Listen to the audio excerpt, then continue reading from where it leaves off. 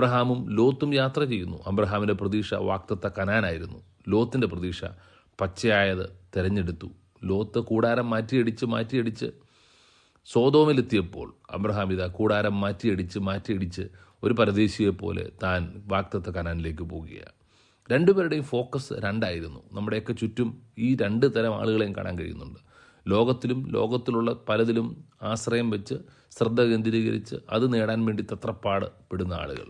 അതേസമയം അബ്രഹാമിനെ പോലെ വിശ്വാസത്താൽ ജീവിക്കുന്ന ഒരു കൂട്ടം ആളുകളും നമ്മുടെ ചുറ്റുമുണ്ട്. ദൈവത്തെ നോക്കി യാത്ര ചെയ്യുന്നവർ. ദൈവം നമ്മെ വിളിക്കുന്നത് വാഗ്ദത്ത കനാന് വേണ്ടിയാണ്. സ്വർഗീയ കനാൻ്റെ പ്രതീക്ഷയിലാണ് വിളിക്കുന്നത്. അതുകൊണ്ട് തന്നെ അതിനേക്കാൾ വില കുറഞ്ഞതൊന്നും നമ്മെ തടസ്സപ്പെടുത്തരുത്. നമ്മൾ പറയണം, എനിക്ക് പ്രതീക്ഷ നിത്യതയാണ്, സ്വർഗീയമായതാണ്, എനിക്കെൻ്റെ കർത്താവാണ് വലുത്, കർത്താവിനെ വിട്ട് ഒന്നിനും ഞാൻ പോകത്തില്ല. അതെ, നമുക്ക് ലോത്തിനെ പോലെ ലോകപരമായ നേട്ടങ്ങളുടെ പുറകെ പോകാതെ അബ്രഹാമിനെ പോലെ നിത്യതയുടെ പ്രതീക്ഷ നമ്മുടെ ഉള്ളിലേക്കൊന്ന് വരട്ടെ. വിശുദ്ധ ദൈവത്തിൻ്റെ വചനത്തിൽ ഈ രണ്ടുപേരെ എല്ലായിടത്തും നമുക്ക് കാണാൻ കഴിയുന്നുണ്ട്.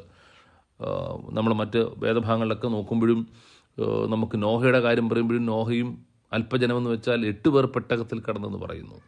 ഒത്തിരി ആളുകളോടാണ് നോഹ പ്രസംഗിച്ചത്. പക്ഷേ ആരും തിരഞ്ഞെടുത്തില്ല, ആരും അത് ആഗ്രഹിച്ചില്ല.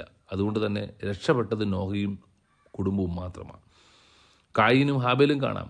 ഹാബേലിനെ കൊന്നിട്ട് കായീൻ മുൻപോട്ട് പോവുകയാണ്. അബ്രഹാമിനെയും ലോത്തിനെയും കാണുന്നുണ്ട്. അങ്ങനെ ദൈവത്തിൻ്റെ വചനത്തിൽ എല്ലായിടത്തും ഈ താരതമ്യം നമുക്ക് കാണാൻ കഴിയുന്നുണ്ട്. പുതിയ നിയമത്തിലേക്ക് വരുമ്പോഴും നമുക്ക് ലോകത്തെ സ്നേഹിച്ച് കടന്നുപോയ ദേമാസിനെ പോലെ, പണത്തെ സ്നേഹിച്ച് യൂതയെ പോലെയുള്ളവരെ കാണാൻ കഴിയുന്നുണ്ട്. പിന്മാറ്റം അന്നുമുണ്ട് ഇന്നുമുണ്ട്. എന്നാൽ ദൈവമുഖത്തേക്ക് നോക്കിയ ദൈവത്തിൻ്റെ വചനം അനുസരിക്കാൻ തയ്യാറാകുന്നവരെ ദൈവം ഒരിക്കലും കൈവിടത്തില്ല. നിങ്ങൾ പിന്മാറിപ്പോകുന്നവരാകരുത്. ഏതെങ്കിലുമൊക്കെ സമയത്ത് നിങ്ങളുടെ വിശ്വാസം ക്ഷീണിച്ചു പോയെങ്കിൽ, കർത്താവിൻ്റെ സന്നിധിയിൽ നിന്ന് അകന്നു പോയെങ്കിൽ, ഏതെങ്കിലും പാപപ്രവർത്തികളിൽ പെട്ടുപോയെങ്കിൽ നിരാശപ്പെടേണ്ട.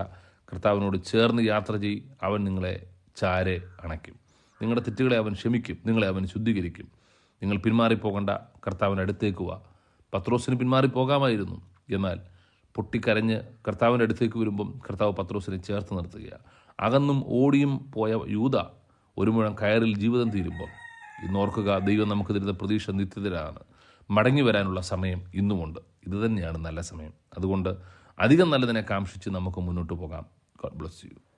ഞങ്ങളെ വിളിക്കുവാൻ ആഗ്രഹിക്കുന്നുവെങ്കിൽ 0988022197 എന്ന നമ്പർ ഉപയോഗിക്കുക. എല്ലാ ബുധനാഴ്ചകളിലും വെള്ളിയാഴ്ചയും രാവിലെ 11 മുതൽ 12 മണി വരെയുള്ള സമയം ഞങ്ങൾ നിങ്ങൾക്കായി പ്രാർത്ഥിക്കുന്നു. പ്രാർത്ഥനയ്ക്കായി വിളിക്കേണ്ട ഫോൺ നമ്പർ 079960010203.